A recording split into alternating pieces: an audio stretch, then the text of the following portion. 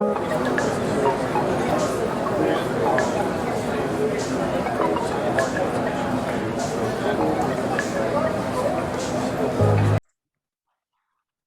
bon, Thibaut, vous enregistrez aussi? C'est parti maintenant.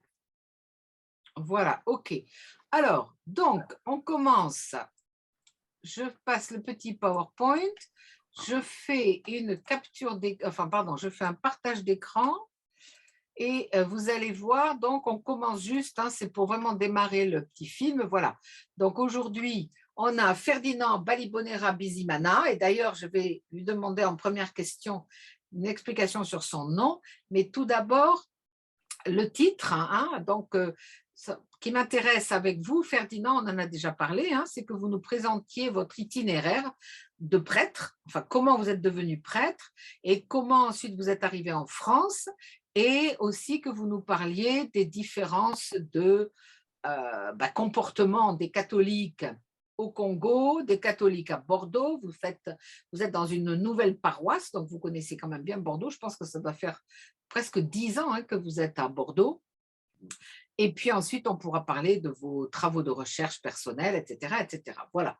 Alors, avant qu'on regarde les… Ah ben non, je vais tout de suite montrer les cartes, comme ça après j'arrête le partage d'écran. Alors, voici, pour vous donner une idée, hein, du Congo. Le Congo, est-ce que c'est le plus grand ou est-ce que c'est l'Algérie, le plus grand pays d'Afrique? Non, c'est le quatrième. C'est le quatrième, voilà, parce que c'est gigantesque, hein, quand même, Oui. hein, Oui. Congo-Kinshasa. Alors, ici, on le voit encore mieux. Voilà. Et vous-même, vous êtes de la région par ici, hein, des Grands Lacs. Hein. Voilà, oui, c'est là. D'accord.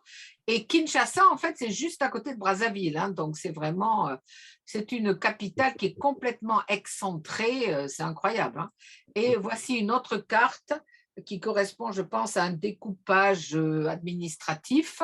Donc, le Congo, Kinshasa, il est très grand, hein, comme ça. Enfin, là, c'est le Burundi. Mais vous êtes proche du Rwanda ou du Burundi?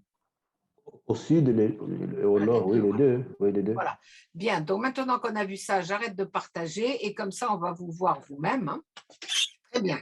Alors, j'avoue que j'avais oublié de vous dire que je vous poserai cette question, mais ce n'est pas très grave. Mais une fois, vous m'avez expliqué, il y a plusieurs années, pourquoi vous vous appeliez Bizimana Balibonera. Au fait, moi-même, je ne sais pas pourquoi mes parents m'avaient surnommé Bizimana surtout. C'est le jour de mon ordination sacerdotale que maman m'a expliqué pourquoi je m'appelais Bizimana. C'est un nom théophore. Bizimana veut dire Dieu seul sait tout. Dieu sait tout, c'est ça? Oui, Dieu sait tout. Et pourquoi on me l'a donné? C'est parce qu'il me semble qu'à ma naissance, je pesais à peu près 6 kg, 5 kg, 800. J'étais presque mort-né. Et il y avait des espoirs. Donc, mes parents n'espéraient pas que j'étais vivant. Parce qu'ils avaient fait une mauvaise expérience de 2 premières naissances. Une fille et un garçon qui étaient aussi nés avec un surpoids et qui étaient morts à la naissance. Et donc, quand moi je suis né, il me semble que c'était à 21h. Et jusqu'au lendemain matin, vers 9h, je ne faisais aucun signe de vie. Et le conseil des sages s'était réuni pour décider de mon sort. En fait, je ne donnais aucun signe de vie qu'ils avaient décidé de m'enterrer. Et quand ils ont fait juste le premier coup de pioche, M. Ferdinand a pleuré. Et en famille, il y avait un ami de mon grand-père, un Rwandais, parce qu'en fait, le nom Bizimana, c'est un nom rwandais, mais je ne suis pas rwandais. C'est alors qu'il dira à mon grand-père, voilà, cet enfant s'appellera Bizimana. Dieu sait tout. Voilà. Très bien. Voilà, je me souvenais de cette très belle histoire. Voilà. Alors, il faudrait, Ferdinand, que vous ne bougiez pas trop parce que votre écran, sinon, devient tout à fait flou. Très bien. Donc, alors, on va vous appeler Bizimana. Et alors maintenant, les questions, évidemment, que j'ai posées à tout le monde, c'est, vous êtes né, alors je pense, hein, vous me l'aviez dit, hein, dans une famille catholique, mais est-ce que vous pourriez nous expliquer un petit peu la place de l'Église catholique dans votre pays? Donc, c'est le Congo Kinshasa, hein, à ne pas confondre avec l'autre Congo.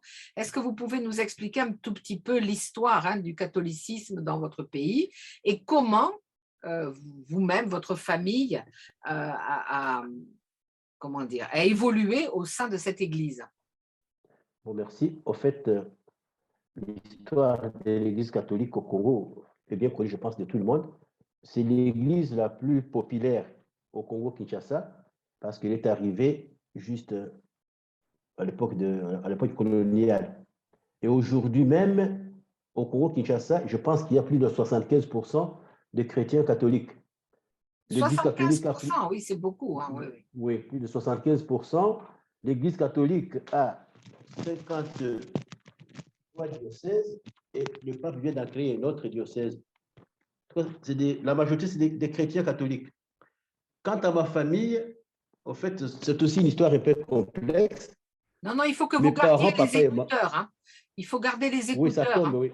Ouais, voilà. Voilà. Et donc, ma famille est chrétienne et catholique, surtout papa et maman. Mais mes grands-parents, par contre, ne l'étaient pas.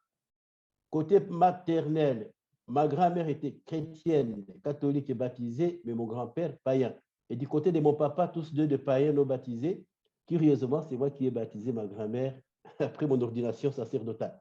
Ah oui, d'accord, d'accord. C'est moi qui l'ai baptisé, il avait déjà plus de 92 ans. Je l'ai Ouais. baptisé et pourtant, après, il ne croyait à rien, mais il a eu une conversion progressive. D'accord, Voilà. d'accord. Ah, je ne savais pas ça, c'est magnifique. Et alors, comment vous avez été éduqué? Vous êtes allé dans une école catholique ou une école publique? Au fait, chez nous, on avait le système belge, parce que nous sommes de l'ancienne colonie belge. La majorité des écoles, c'était des écoles construites par des missionnaires catholiques. Il n'y a pas d'école maternelle. On commençait directement par l'école primaire. Et D'accord. donc, j'ai été élevé dans une école catholique, l'école primaire, mais juste quand je commençais, donc en première année, j'avais à peine 6 ans, il y a eu ce qu'on appelait la zaréanisation à l'époque de Mobutu, qu'il appelait le retour à l'authenticité. Je pense que c'est la laïcité à la française. Donc, ils ont tout changé.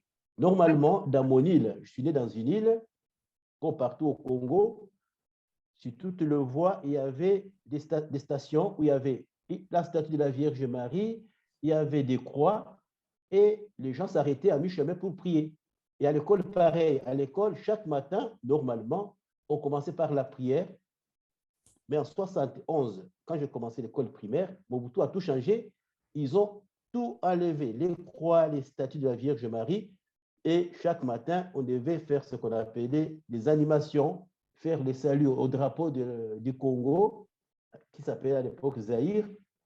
Mais aussi, on devait chanter des hymnes au parti unique du président, le parti qui s'appelait MPR, Mouvement populaire pour la révolution. Et donc, on était pratiquement dans une école catholique qui était devenue un peu privée publique parce que tout dépendait de l'État. Voilà, c'était ça.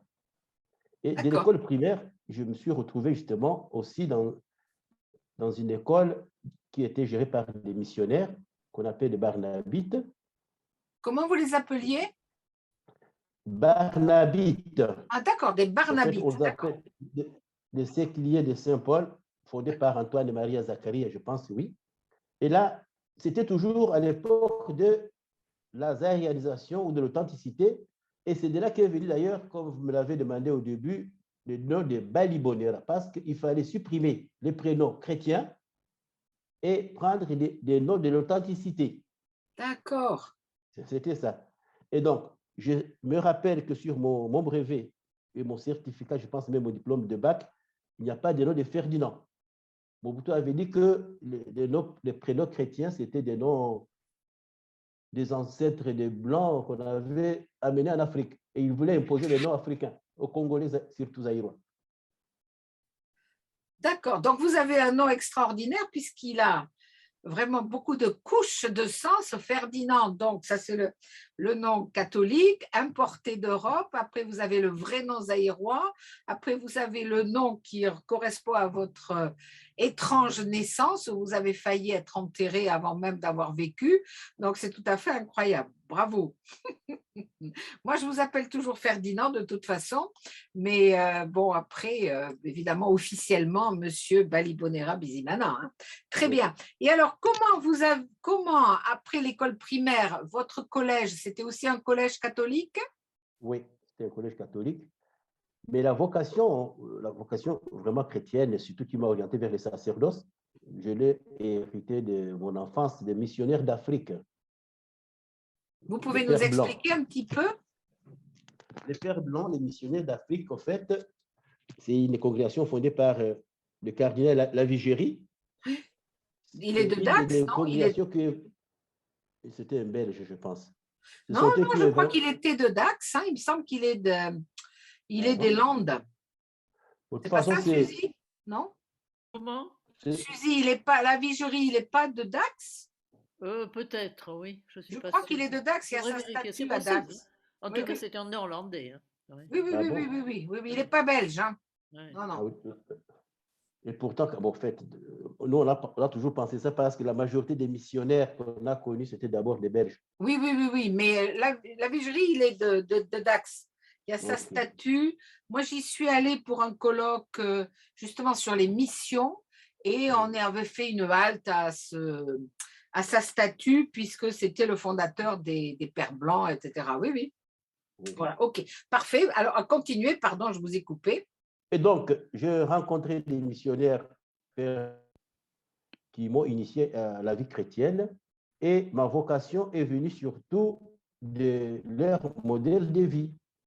Parce qu'au fait, j'en ai eu de toutes nationalités. J'ai été baptisé par justement un Belge, ma première communion avec un Français, confirmation avec un Allemand, et j'ai été envoyé au séminaire par un Suisse qui est encore vivant d'ailleurs, qui est à Fribourg. D'accord. Voilà. D'accord. Et alors, quand vous décidez, quand vous avez donc la vocation, on vous envoie au séminaire, je suppose? Oui, normalement, au fait, je dois dire que je suis un rescapé. J'ai été sauvé de justesse parce que juste quand j'avais mon bac, on n'était jamais admis au grand séminaire si on n'avait pas fait le petit séminaire. Ah. Tellement qu'il y a eu un peu de désordre. Donc, les petits séminaires ne donnaient plus de futurs prêtres. L'épiscopat congolais a un peu assoupli la loi et on admettait ceux qui venaient d'ailleurs au grand séminaire, mais il fallait une année de propédétique. Oui, d'accord. Et donc, j'ai été de la deuxième génération de propédétique. À l'époque, c'était d'abord une année. Donc, quand on avait le bac, il fallait avoir moins de 22 ans et on pouvait être admis en propédétique avec des critères sévères.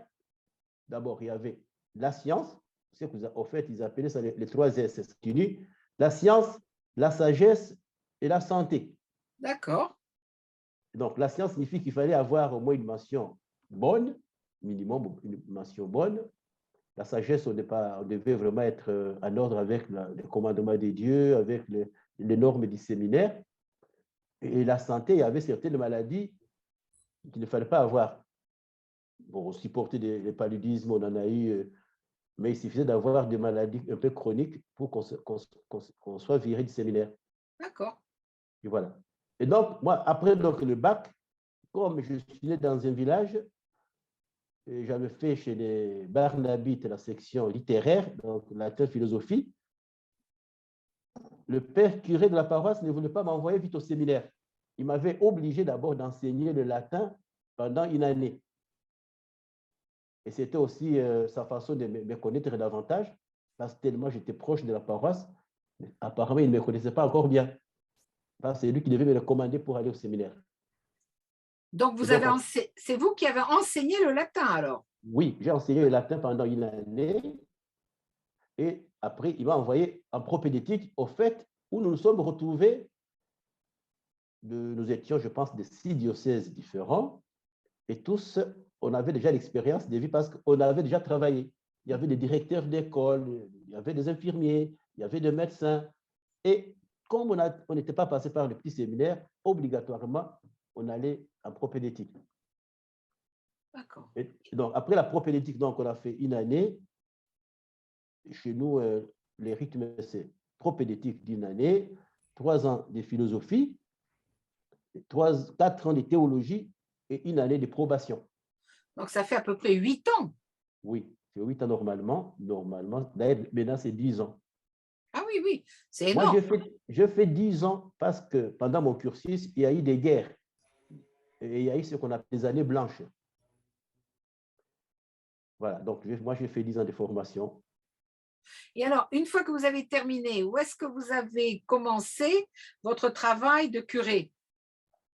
J'étais nommé, non, en fait, j'ai été ordonné le 23 août 1998 et c'était le 23 août, le 16 septembre, je me suis retrouvé dans une paroisse de Brousse, une paroisse que je ne connaissais même pas de ma jeunesse. Et c'était donc à l'époque, c'était 98, c'était pendant la guerre. Il y avait l'histoire du Congo, du Rwanda, des réfugiés rwandais qui étaient là, qui avaient fui. Et comme il y avait déjà Kabila qui venait chasser Mobutu, les réfugiés allaient vers les forêts. Je me suis retrouvé dans une paroisse où il y avait encore des réfugiés rwandais. Ce qui a fait que pendant une année, pratiquement, je fais le ministère des prêtres, mais je ne vivais pas au presbytère. Parce que c'était dangereux? C'était dangereux, oui. C'était dangereux. Donc, on passait la nuit chez les paroissiens et le matin, on venait faire des messes à l'église. Mais c'était Donc, les réfugiés rwandais, quelle était leur position vis-à-vis de Kabila? Ils soutenaient Kabila contre Mobutu? Ah non, en fait, c'était des Hutus chassés en 1994 du Ah oui, Rwanda. d'accord, des Hutus, oui, d'accord. Oui, et Mobutu, Kabila, quand il est entré au Congo, il n'avait plus comme allié les militaires rwandais Tutsis. Oui, d'accord. Donc, voilà, donc il y a eu un imbroglio, comme on dit, et désordre total. On ne savait plus qui combattait qui.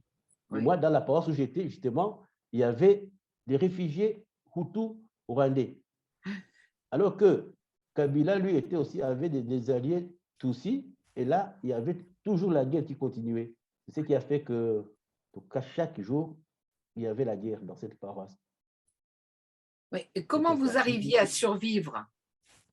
C'était pas facile. En tout cas, je vais vous expliquer après l'histoire. On a survécu grâce aux paroissiens, justement, qui nous cachaient chez eux.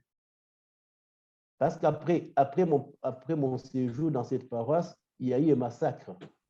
Donc, une année après, donc, ils ont attaqué la paroisse, ils ont brûlé les Les presbytères, ils Hutus, ont c'est brûlé les Hutus qui ont attaqué la paroisse? Non, en fait, on peut pas savoir qui était-il. Ah, On dit que c'est des Hutus, mais il y avait déjà même des Hutus et des Tutsis, mais aussi des rebelles congolais, des autochtones, quoi. ouais, Et donc, ils ont fait des massacres. ouais. Donc, j'ai fait une année dans cette paroisse et la providence a fait que l'évêque m'enlève de cette paroisse pour m'amener ailleurs.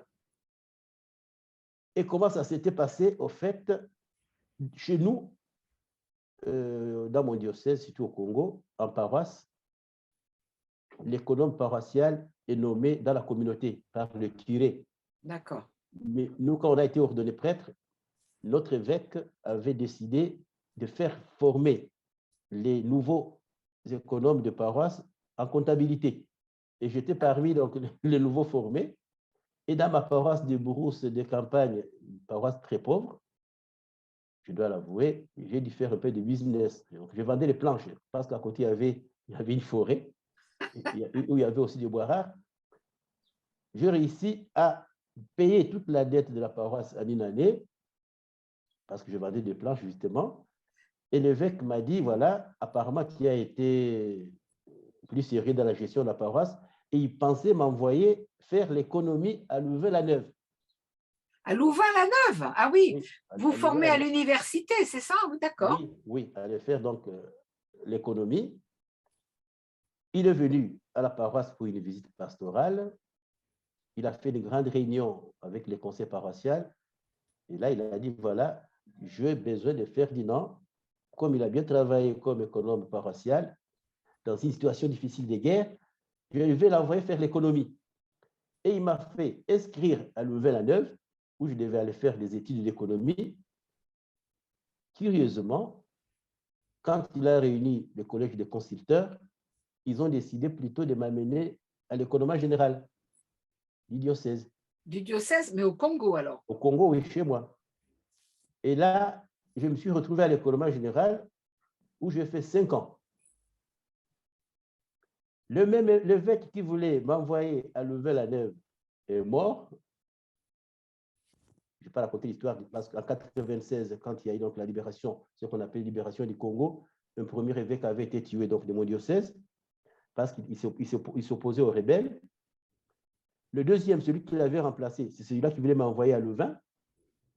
Lui-même, il a marché sur la voie de son prédécesseur, qui s'est retrouvé exilé de la région. On a chassé, les rebelles l'ont chassé. Et en revenant de l'exil, alors qu'il avait déjà le projet de m'amener à Louvain, quand j'étais déjà à l'économie générale, il est mort à Rome. Et son successeur, qui voulait aussi, il a tenu à m'envoyer toujours à Louvain. Je me rappelle encore, j'ai encore mes papiers d'inscription. Je suis allé en Belgique, j'étais affecté dans un ancien monastère, l'abbaye de la Cambre.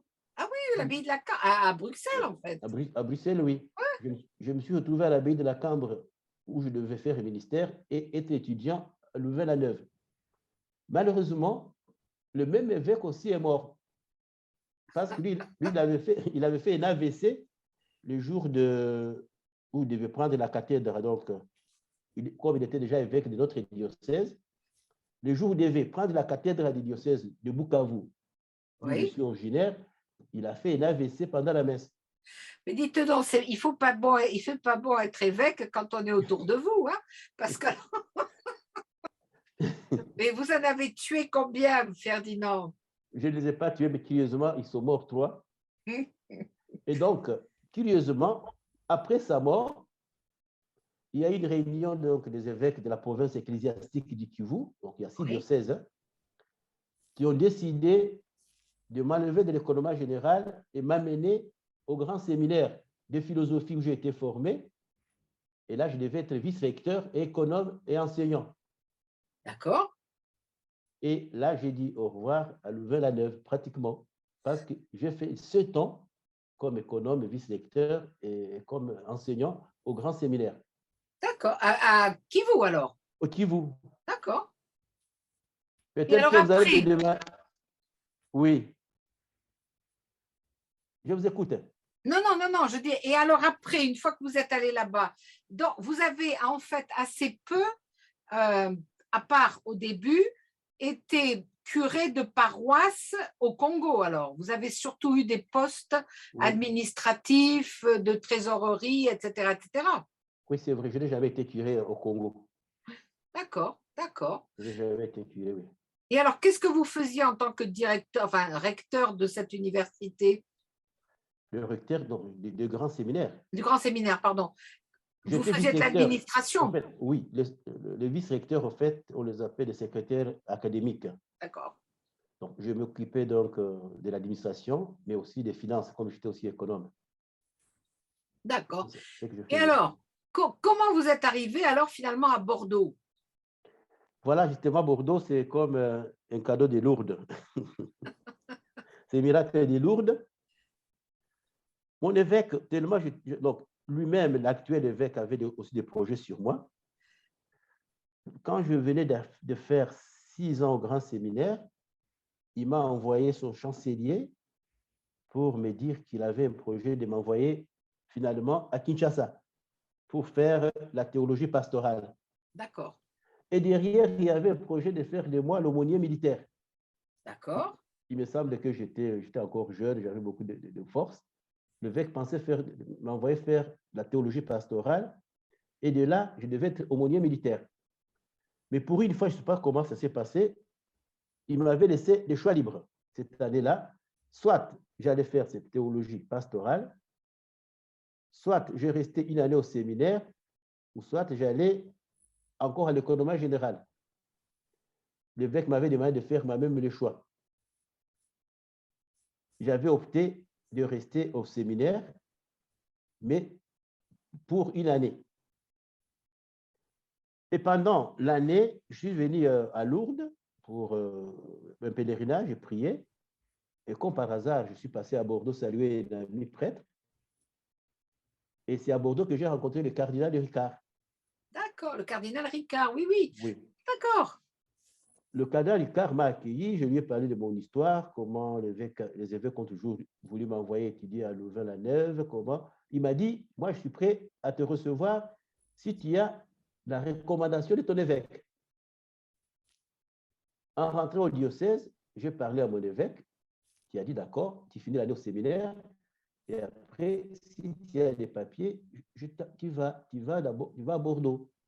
Il m'a envoyé comme un électron libre. Il ne m'a pas dit ce que j'allais faire. Il m'a dit, je t'envoie comme prêtre fidei donum. En fait, fidei donum, c'est un prêtre qu'un diocèse prête à un autre pour un ministère. Et D'accord, il m'a dit, d'accord. fidei donum, oui. Il m'a dit, si tu veux, tu en profites aussi pour étudier, mais je te demande de faire au moins 1 année ou 2 ans de repos, comme tu as beaucoup travaillé dans l'administration du diocèse. D'accord. Alors, vous êtes arrivé en quelle année à Bordeaux? Je suis arrivé le 16 novembre 2011. D'accord. Je suis resté, bon, je me suis reposé aussi le temps de m'acclimater, de m'adapter aux intempéries, aux conditions de vie. Et en 2013, je choisis de faire la psycho. Oui, donc vous n'aviez pas à ce moment-là à travailler comme curé. Vous aviez juste… J'étais vicaire, coopérateur. Ah, d'accord. Oui, oui. En fait, j'étais coopérateur dans un ensemble pastoral. Donc, beaucoup de paroisses se regroupaient. Donc, j'ai logé au Grand Parc au début. D'accord. Je faisais des messes à Saint-Augustin, Cauderon, Bruges-le-Bouscat, et voilà. D'accord. Mais vous n'aviez pas votre propre paroisse? Non. C'est après 3 ans que j'ai été nommé curé de Bordeaux-Nord. D'accord. Ah, et vous étiez à la Trinité? Voilà, la Trinité. Au Grand Parc, d'accord. Au Grand Parc, oui. D'accord. Donc, quand vous avez fait psycho, c'est ça? Oui. Donc, j'ai fait la psycho donc à Bordeaux 2, comme on l'appelait.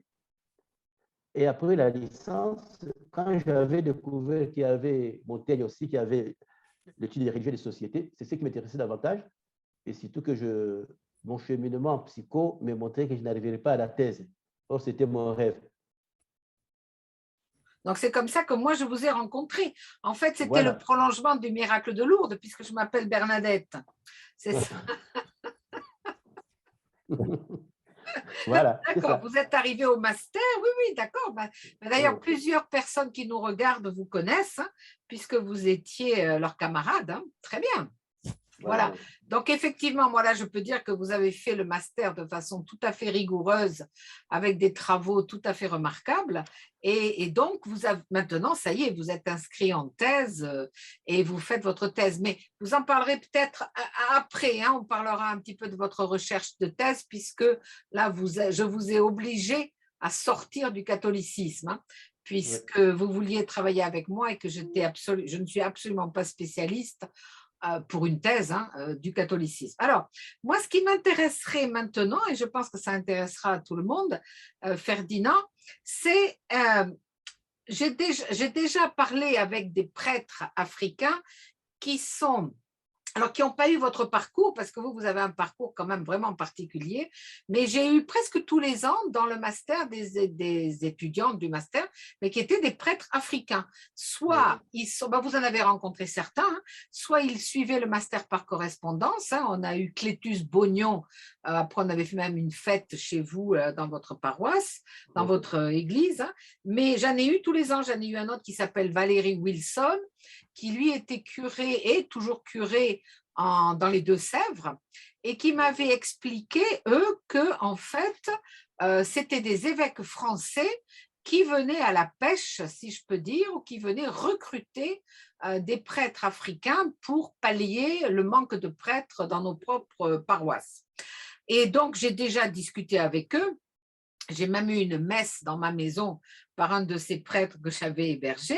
Mais ce qui serait intéressant, est-ce que vous pourriez nous dire un petit peu les différences que vous… Alors, elles sont à première vue assez évidentes hein, entre un paroissien français, bordelais en l'occurrence, mais français, et un paroissien congolais. Mais est-ce que vous pourriez nous donner votre propre expérience de la différence entre les paroissiens?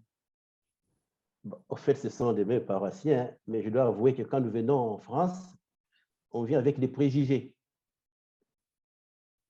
Je me rappelle quand je disais aux amis que je venais en France, ils m'avaient dit, voilà, ne pense pas que tu vas dans un paradis.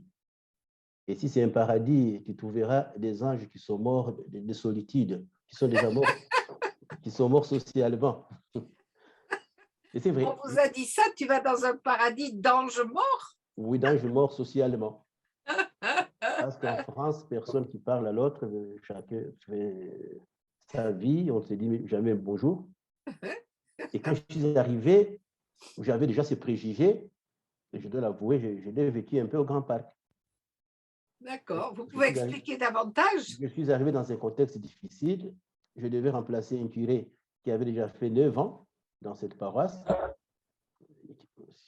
que Dieu me pardonne, qui avait, je pense, déjà des fans, et il ne voulait pas qu'il quitte la paroisse.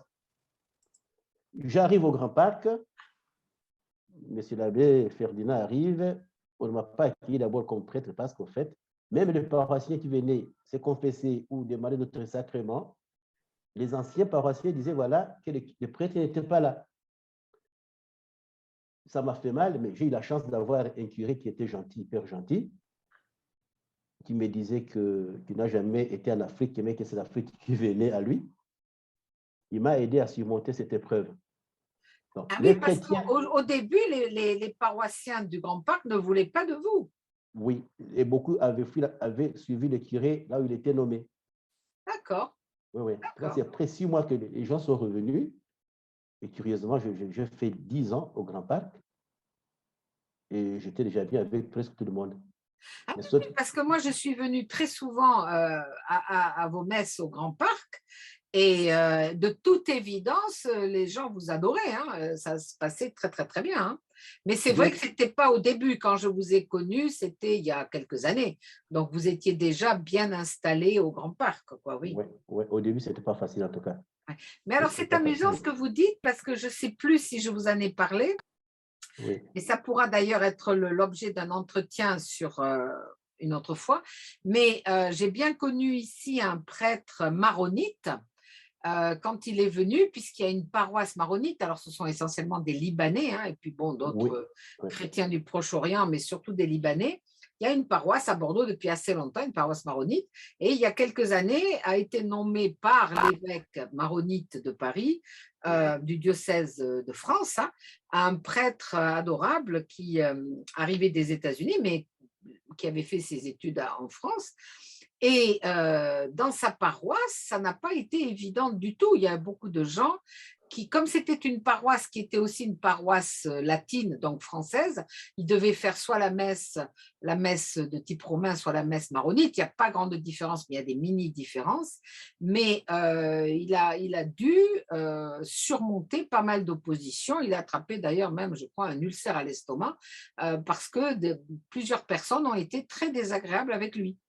Ça a été très dur. Donc, alors c'est toujours très surprenant de s'apercevoir que dans une paroisse dite catholique, quand le prêtre arrive, on le traite comme un chien, mais ça se produit. C'est ça qui est tout à fait impressionnant. Hein, oui, oui.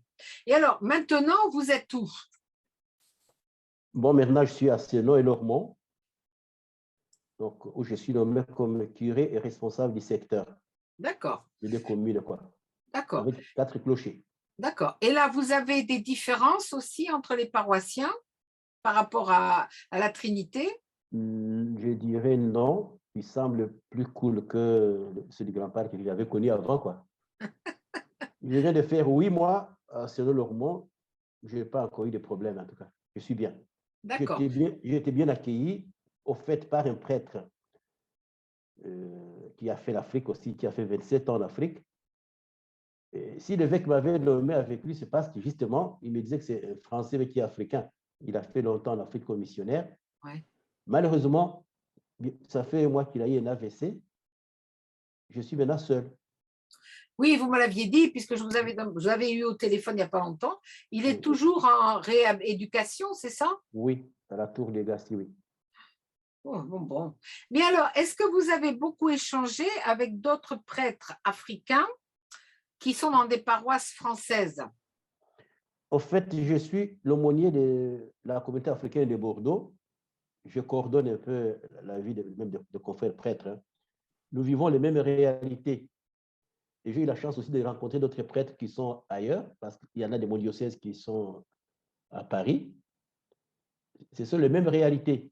Mais peut-être qu'une question que vous n'avez pas encore posée, mais qui était dans le programme, c'est comment, quand on arrive, comment on constate la vie des paroisses, au fait. Oui, Je voulais insister dessus parce que c'est la même réalité, mais il y a quand même une organisation différente. Parce que quand on arrive, les évêques français ont ce qu'ils appellent le welcome. Donc, ils nous réunissent comme prêtres africains, même des prêtres venus d'ailleurs, pour une petite formation, nous apprendre comment on vit ici, en d'accord, France. Parce qu'au fait, en Afrique, l'Église est encore rigoureuse. Si je prends le cas de mon diocèse, le diocèse fonctionne en termes de ce qu'ils appellent des communautés ecclésiales vivantes. Donc, tout commence par la base. Par exemple, pour demander un baptême, on ne va pas à la paroisse, on va dans la communauté de base. C'est le représentant de la communauté de base qui atteste et qui connaît bien les parents de l'enfant à baptiser. d'accord. Mais ici, tout s'est fait par téléphone. Et souvent même, il y a des exagérations. Parce que, par exemple, j'ai eu des cas, quand je suis arrivé au Grand Parc, c'était des gitans qui m'appelaient, par exemple, le lundi pour me dire, voilà, nous venons faire baptiser notre enfant le samedi. Normalement, en Afrique, j'allais refuser. Mais les évêques nous disent, ne refusez jamais. Alors qu'il m'annonçait un seul enfant, il m'a amené 10 enfants. Ce n'était pas facile pour moi. Mais oui, mais c'est bien parce que 10 enfants à baptiser d'un coup. Oui, 10 enfants à baptiser. Et pourtant, il fallait quand même préparer, aussi faire des registres. Oui, puis il faut quand même préparer. Donc, vous ne faisiez pas de préparation dans la famille, alors, dans ce Non, cas. non, aucune préparation. Aucune préparation. Pareil aussi pour les mariages, par exemple. J'ai eu des cas où ce sont les parents qui venaient demander le mariage pour leurs enfants. Ça n'existe pas. D'accord. Ouais. Ben, en Afrique ou en France? Ici en France, Ah oui, d'accord, d'accord. oui. Donc, une maman qui vient dire, voilà, je viens demander le mariage pour ma fille. J'ai dit non, c'est la fille, c'est ta fille qui va se marier, c'est pas Ah toi. oui, oui, oui, oui, oui. Donc, il y a des circonstances où on est obligé d'être quand même un peu rigoureux, mais d'autres où on est souple. Voilà, c'est ce qu'on fait.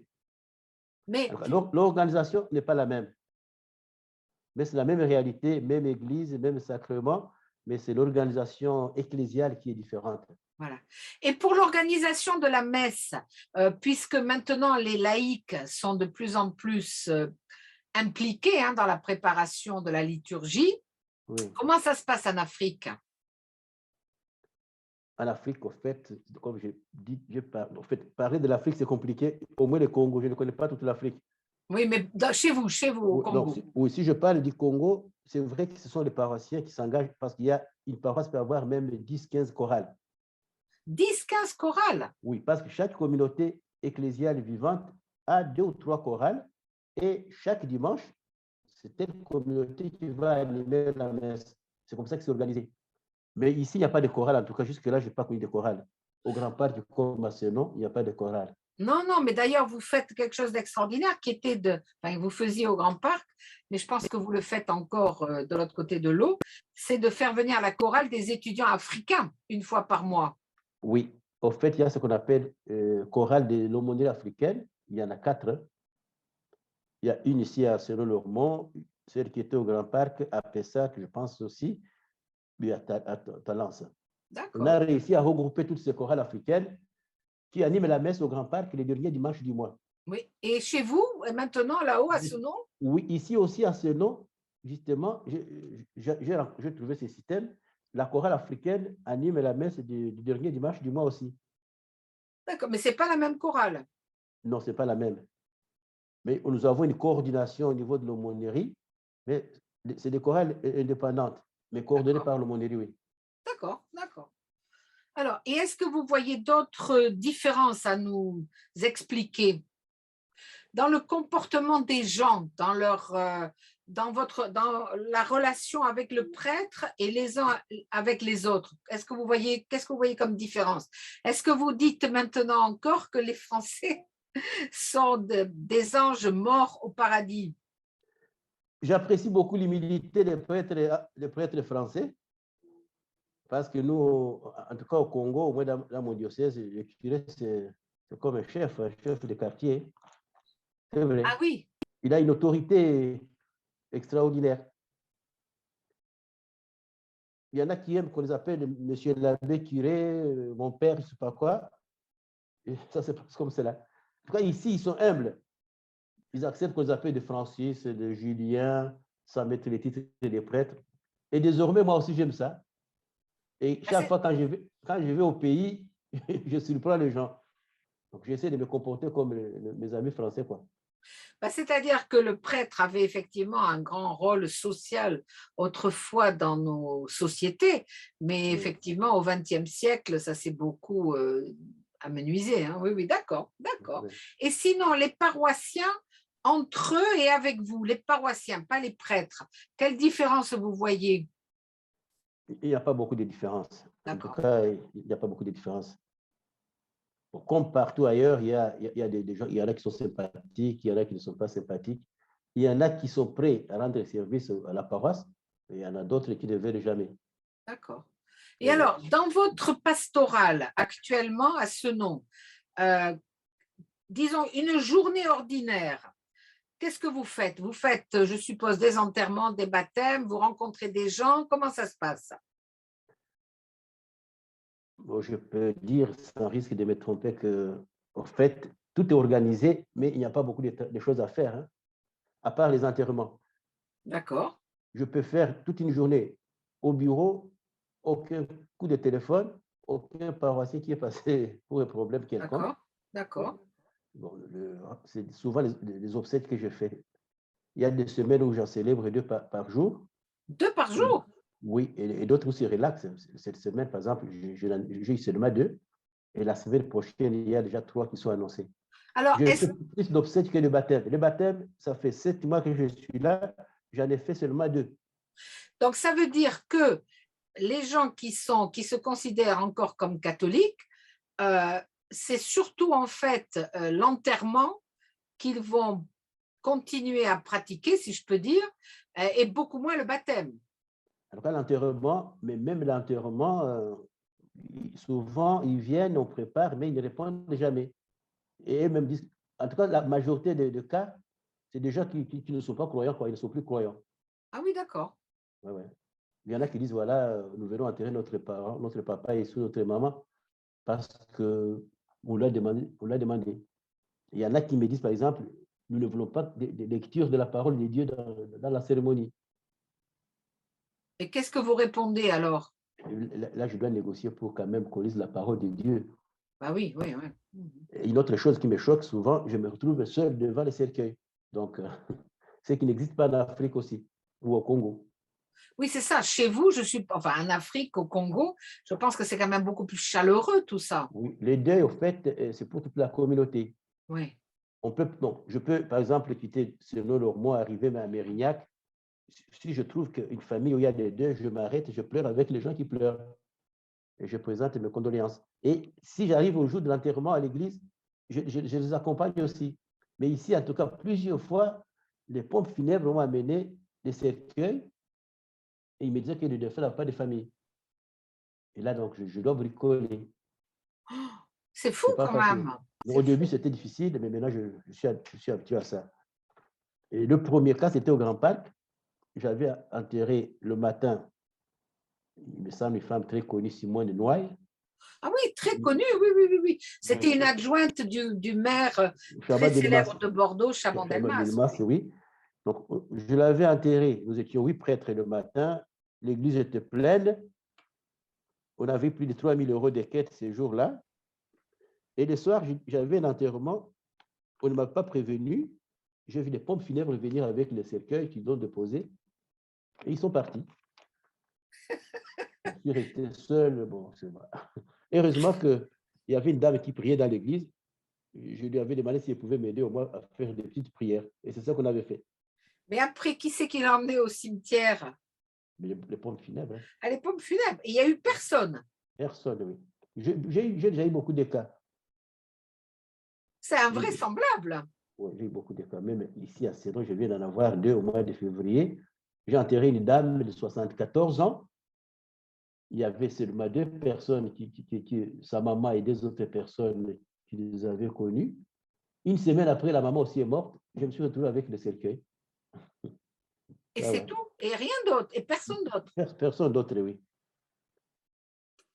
Ça, Bon, c'est vraiment très choquant. Oui, oui, c'est impressionnant. Hein. c'est impressionnant, oui. Mais une autre chose, en France, au fait, toute cérémonie, c'est une messe. Donc, après avoir fait l'enterrement, les gens viennent vous dire merci, mon père, c'était une bonne messe. Ah oui. On parle de messe ou de petite bénédiction. C'était une Ah oui, oui, oui. petite bénédiction, oui. Ah oui, c'est incroyable. Hein. Ouais. Mm. Et alors, maintenant, si on peut aborder un sujet un petit peu plus stimulant, si je peux dire, parce que là, c'est particulièrement éprouvant, je trouve, ce que vous dites là, que même quand les gens meurent, il n'y a personne qui les accompagne. C'est invraisemblable quand même. Est-ce que vous pouvez maintenant nous parler un petit peu de votre travail de recherche, puisque vous avez voulu faire une thèse et comme je l'ai dit tout à l'heure, vous vouliez travailler sur le catholicisme en Afrique, mais j'ai dit non, soit vous allez avec mes collègues historiens du catholicisme, mais comme vous n'avez pas fait d'études d'historien auparavant, ils n'ont pas voulu vous prendre en thèse.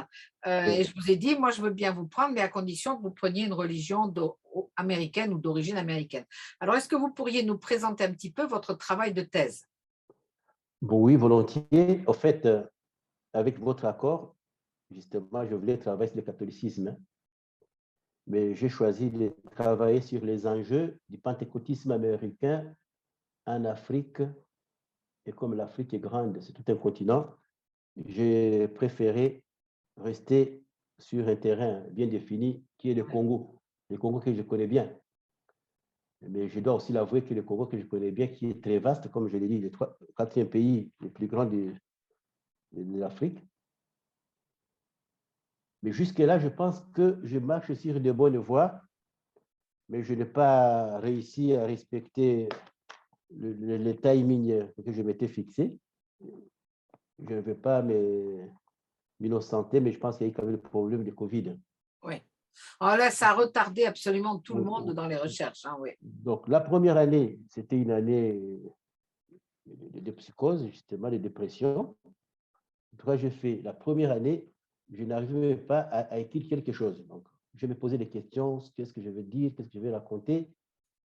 Quand même, j'ai réussi à faire des lectures. Je vous ai déjà remis quelques pages. Vous m'avez demandé de ne pas le parcourir, donc de ne pas voir ce que vous m'avez donné comme correction avant d'avoir fait le terrain.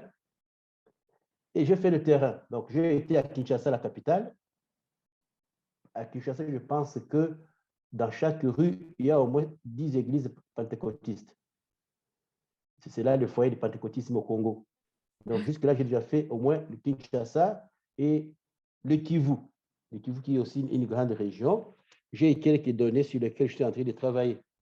Qu'est-ce qui m'a motivé à travailler sur le pentecôtisme? Ce n'est pas pour faire la guerre aux pentecôtistes, mais comme prêtre catholique, c'est parce que j'ai constaté, comme tout le monde, que c'est devenu un mouvement qui est en train d'envahir presque le monde entier, et surtout mon pays.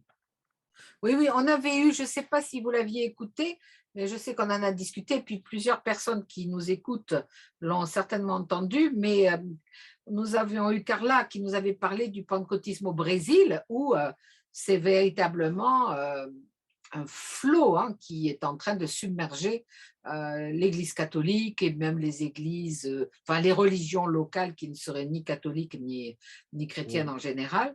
C'est véritablement une vague hein, qui s'étend même en Asie hein, et partout, hein, effectivement. Hein. Oui, oui.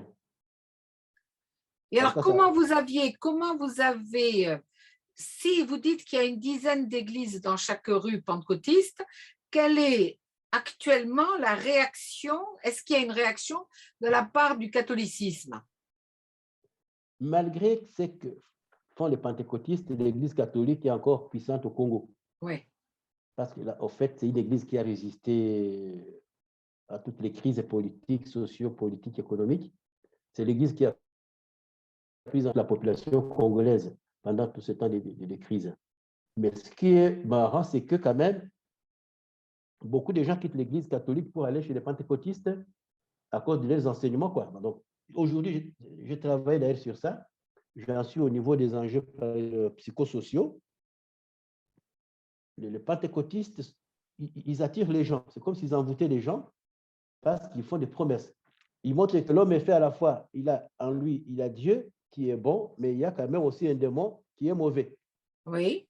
Et le démon qui vient souvent du frère ou de la sœur. Et donc, quand ils disent ça, des contextes, des crises, par exemple, économiques aujourd'hui, on a constaté qu'au Congo, comme dans beaucoup d'autres pays africains, il y a maintenant des déchirures dans des familles. Il y a des enfants, par exemple, qu'on appelle des enfants sorciers. Donc, il suffit, par exemple, qu'un commerçant fasse faillite, qu'il aille chez un pentecôtiste, il lui dira, voilà, c'est ton fils, ton enfant, qui est sorcier, et l'enfant est chassé de la maison, il se retrouve dans la rue. Ah, mais c'est incroyable. Oui, mais alors, c'est un pentecôtisme qui est quand même assez différent du pentecôtisme des origines, autant que je peux le savoir, hein, aux États-Unis, où il n'y a pas autant ce côté sorcellerie quand même. C'est assez impressionnant. Là, je pense que vous allez effectivement pouvoir travailler beaucoup là-dessus, parce que c'est quand même une espèce de déviation, il me semble, hein, du message pentecôtiste originel. C'est fou ça. Et alors, mais il n'y a pas quand même, parce qu'on a eu déjà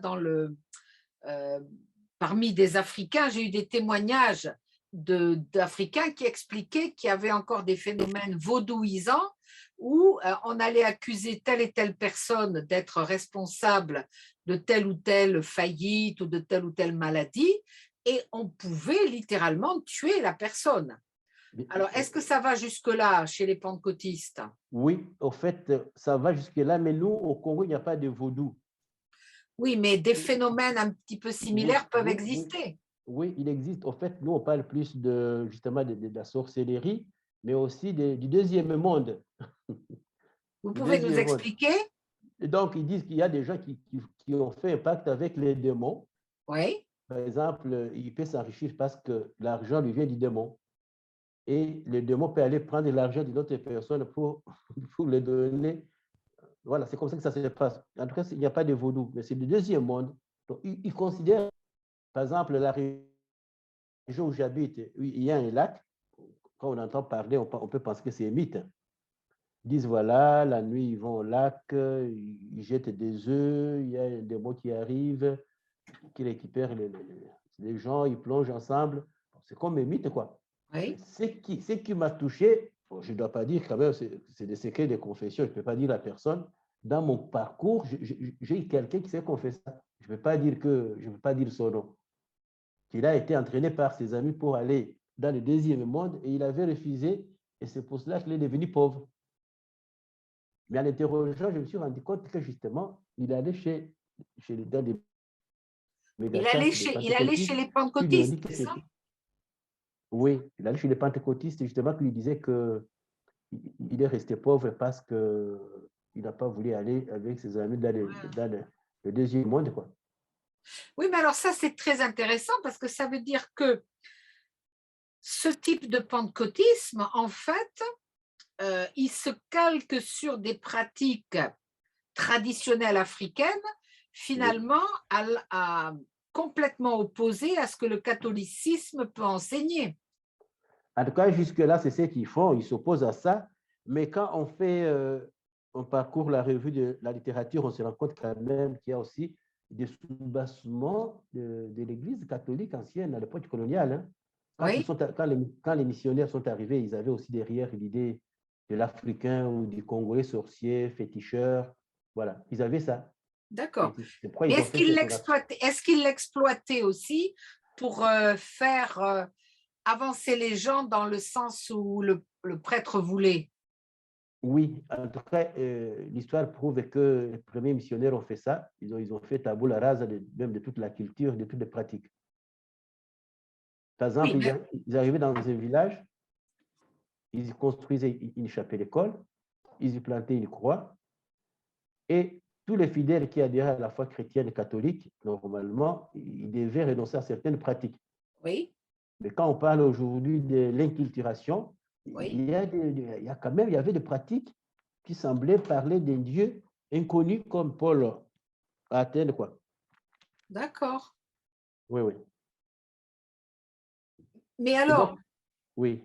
non, mais alors, de nos jours, quand même, l'Église catholique, je suppose, est-ce qu'il y a dans les paroisses, enfin, disons dans les églises catholiques, est-ce qu'il y a des enseignements, des prêches qui dénonceraient les pratiques pentecôtistes actuelles?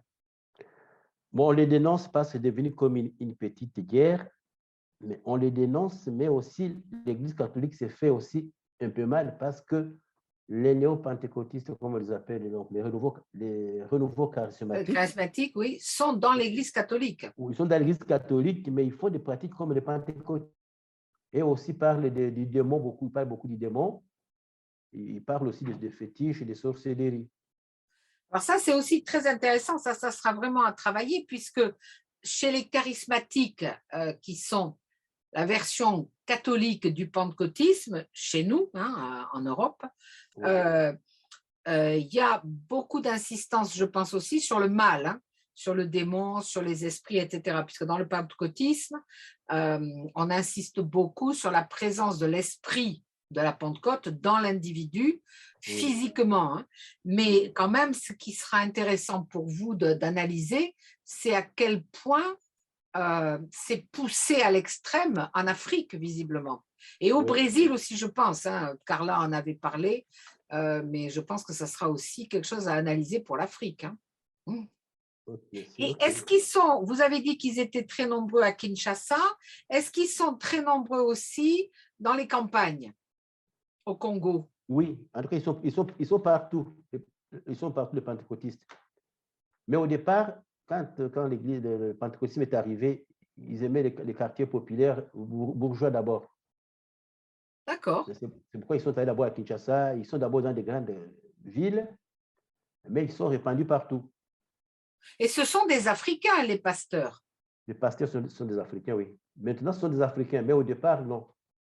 Au départ, c'était des Américains.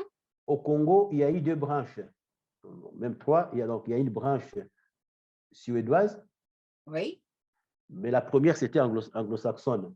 D'accord. C'est de l'Angleterre, oui. Ah, ça, on en avait parlé justement à propos du Brésil. C'est quelque chose de tout à fait intéressant de savoir que les Suédois, parce qu'ils sont assez peu connus depuis la France, hein, enfin en France, les Suédois ont été des grands missionnaires, aussi bien en Amérique latine qu'en Afrique, en fait, et donc ont importé des variantes du protestantisme, mais de manière très efficace. Ouais. Mais au fait, c'est les choses dont je parle maintenant. C'est des petites conséquences un peu négatives. Il y a quand même des positifs aussi. Le pentecôtiste, il y a un pentecôtiste, par exemple, qui est bien connu maintenant au niveau mondial, formé en France, qui a eu le prix Nobel de la paix. Denis Mukwege, comme il s'appelle, le gynécologue là, l'homme qui répare les femmes. Ah oui, d'accord. Il est pentecôtiste? Oui, son papa était le premier qui a reçu le pentecôtiste venu de la Suède. D'accord, d'accord. Il est lui-même pasteur pentecôtiste. D'accord. Et son père a été... Classique. Oui, son père a été... C'est lui le premier. C'est le D'accord, premier qui a accueilli les Suédois. d'accord, d'accord. Et alors, est-ce qu'il y a au Congo, est-ce qu'il y a une présence musulmane forte? Maintenant, oui. Nous, quand on grandissait, en tout cas, je pense que dans mon diocèse, dans tout Bukavu, il y avait une seule mosquée. Oui. Mais depuis bientôt 10 ans, avec la présence des Onisiens, Pakistanais, Uruguayens. Ah, c'est les soldats de l'ONU, c'est ça? Oui, les soldats de l'ONU. Maintenant, il y a beaucoup de mosquées. Et quand ils sont arrivés, je dois le dire sans rire, qu'ils ont vendu leur religion. Donc, ils allaient chez les paysans pauvres et ils donnaient de l'argent pour que les gens adhèrent à l'islam. Et aujourd'hui, donc, en tout cas, quand on fait le parcours d'une ville, maintenant, c'est plein de mosquées. D'accord. Oui, il y a beaucoup de musulmans maintenant. Et alors, c'est quel type d'islam? Mais au fait, jusque-là, je pense qu'ils sont mélangés. Ils sont mélangés parce que les mosquées diffèrent aussi des origines de ceux qui les ont implantés, quoi. Mais au nord, maintenant, on a en train de penser qu'il y a des salafistes. D'accord. Au nord du Kivu, au nord de ma région, on pense que c'est des salafistes. Mais au sud, à Bukavu, là où habitent mes parents, ils sont encore un peu tempérés, quoi. D'accord. Ils sont tempérés que le gouverneur de province, pour élargir la route, a touché même la mosquée classique, ils ne se sont pas révoltés. Ils ont, voilà. Pardon, je n'ai pas compris là. Qu'est-ce qui se passe là pour élargir une route? On devait élargir la route du centre-ville Oui, et on a touché la mosquée. On oui, a cassé le mur de la mosquée. oui. Les musulmans ont pris ça avec souplesse, en tout cas, ils n'ont Ah, pas fait de d'accord, d'accord, problème, d'accord, quoi. d'accord, d'accord, d'accord. Et Ah, alors, est-ce qu'il y a encore, mais je suppose que la- les pratiques spirituelles, rituelles traditionnelles sont encore très vivaces et sont peut-être mélangées parfois au catholicisme, parfois au pentecôtisme, parfois à l'islam. Comment ça se passe? c'est une vérité. Il y en a qui ne sont pas encore convertis. Ils peuvent appartenir à une église catholique ou protestante, pentecôtiste ou musulmane et garder ces traditions. Ouais, On en connaît des cas. d'accord. Et un musicien congolais avait stigmatisé ça en chantant qu'il était surpris de constater qu'il y en avait qui avaient des chapelets au cou le dimanche, qui étaient le soir chez les féticheurs. Oui, d'accord. Mais bon, ça c'est d'ailleurs dans le catholicisme, c'est séculaire, hein, puisque les protestants ont toujours accusé les catholiques d'être restés très proches des superstitions locales, etc., etc. Donc c'est assez typique des religions. Bon, alors là, je pense que maintenant, on peut demander à tous les amis qui écoutent s'ils ont des questions à vous poser, sauf si vous voulez rajouter quelque chose maintenant, mais je crois que vous pouvez le rajouter au fur et à mesure que vous répondez à des questions. Alors, est-ce qu'il y a des questions parmi les amis qui nous écoutent?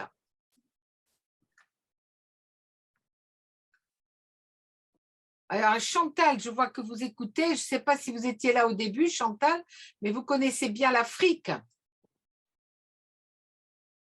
Oui, bien sûr, mais je suis désolée Bernadette, mais je viens juste d'arriver sur... D'accord, donc je n'ai pas suivi ce d'accord. qui Mais s'est passé. comme je vous vois Oui, là tout oui, d'un coup, voilà. mais il y a quoi? Il y a 2 minutes que je suis D'accord, venue. d'accord, d'accord, d'accord, d'accord, d'accord. Alors, est-ce qu'il y a d'autres questions? Est-ce qu'il y a quelqu'un qui a suivi, qui veut poser des questions? Benoît, je vous vois aussi au centre de mon écran, mais je ne sais pas si vous avez des questions à poser. Bernadette, il y a François Détry qui lève la main. Ah, François, pardon, merci. Merci, mon co-animateur. Alors, François. Je ne le vois pas, François. Alors, attendez, je vais… Allez-y, François. Mais Oui, vous avez… alors, Ça y est, on vous voit, voilà.